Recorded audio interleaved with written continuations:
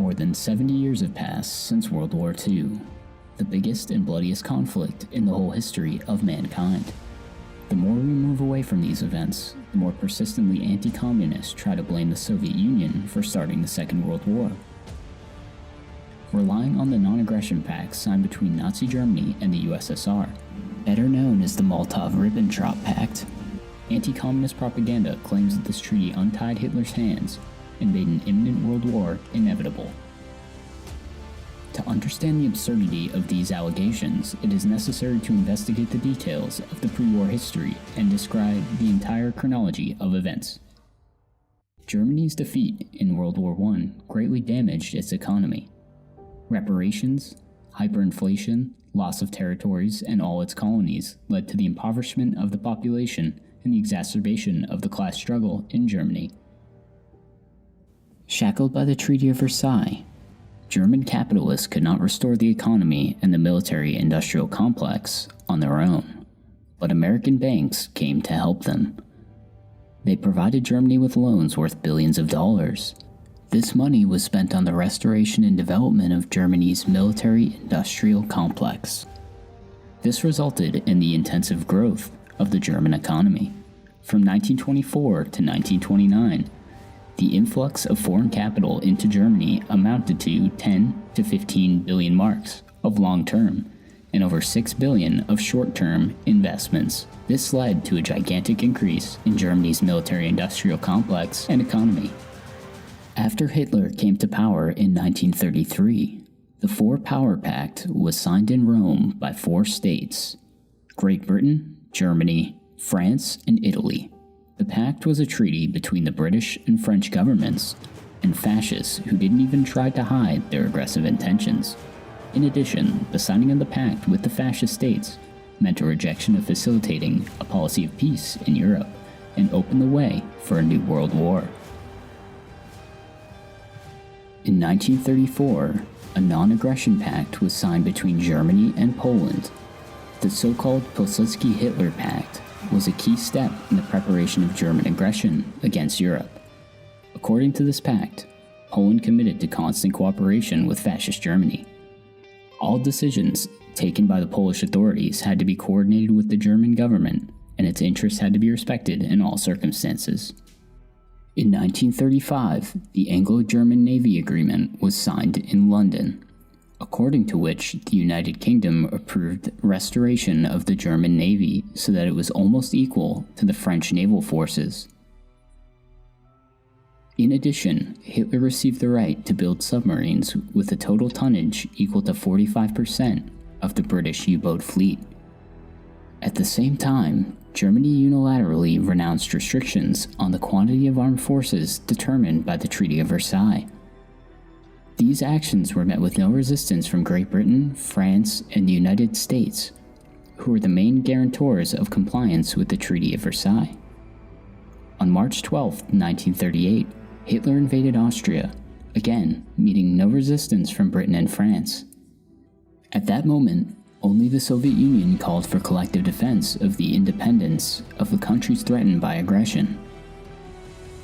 On March 17th, the Soviet government sent a diplomatic note to the countries stating its readiness to immediately enter into discussion with other countries of the League of Nations or outside the organization that would aim to halt further aggression and eliminate the growing danger of a New World massacre.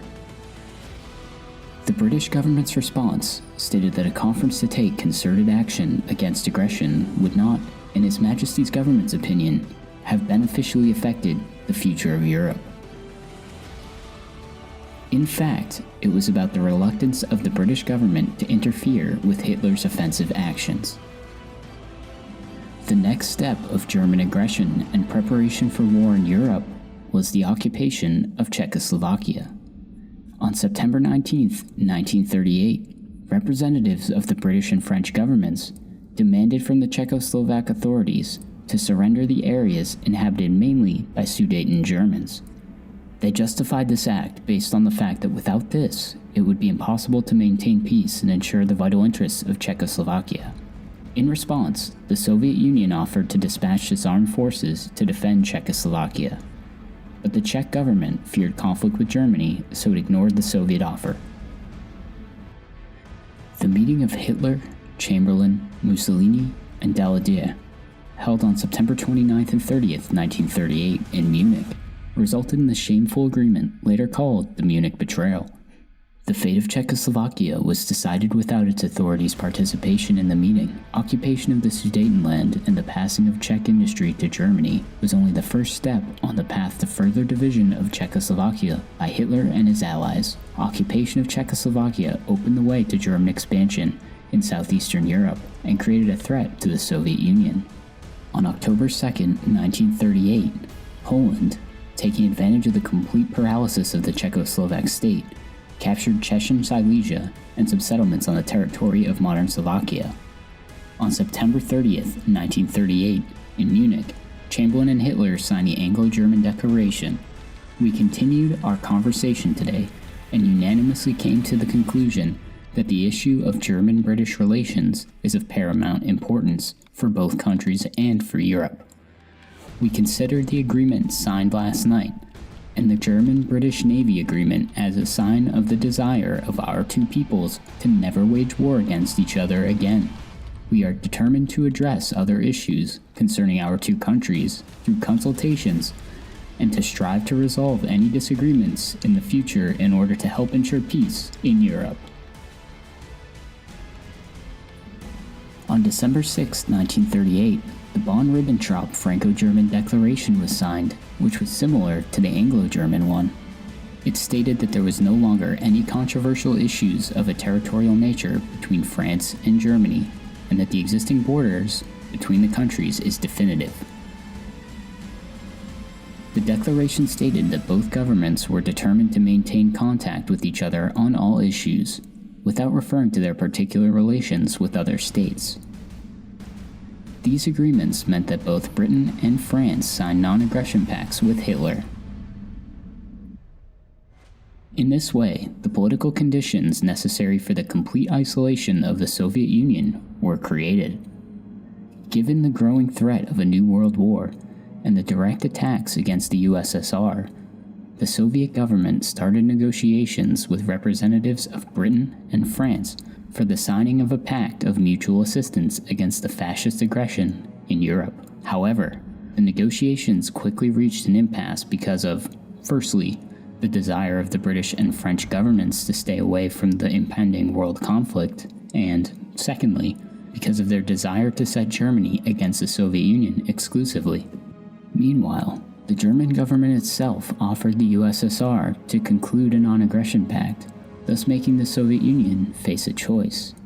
Either accept the proposal made by Germany and ensure prolongation of a state of peace with the Soviet Union in order to prepare for the repulsion of the upcoming fascist German aggression against Soviet Russia, or reject the proposal and thereby allow Western states to immediately draw the Soviet Union into an armed conflict with Germany, which is completely unfavorable for the Soviet Union considering its complete political isolation.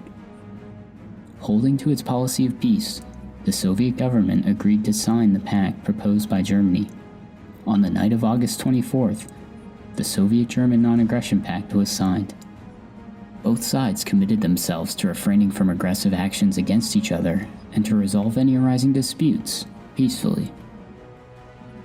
Assessing the historical significance of the non-aggression pact concluded by the Soviet Union with Germany, Comrade Stalin said, "What do we gain by concluding the non-aggression pact with Germany? We secured our country peace for a year and a half and the opportunity of preparing our forces to repulse fascist Germany should she risk an attack on our country despite the pact." And the USSR indeed took advantage of the pact to strengthen its defense, moved its borders far off the strategically important industrial regions, and also gained time for the rearmament of the Red Army. Hitler's troops had to launch their offensive to the east, not from the Narva-Minsk-Kiev line, but from a line that ran hundreds of kilometers to the west. As a result, all the accusations against Stalin and the USSR about the mythical alliance with Hitler to divide Europe are absurd.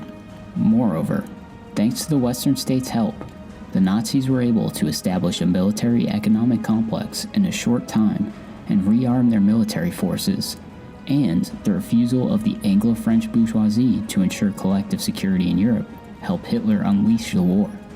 Thus, the conclusion of the Non-Aggression Pact with Germany was a necessary measure for the Soviet government in those historical conditions that paid off. Stay tuned.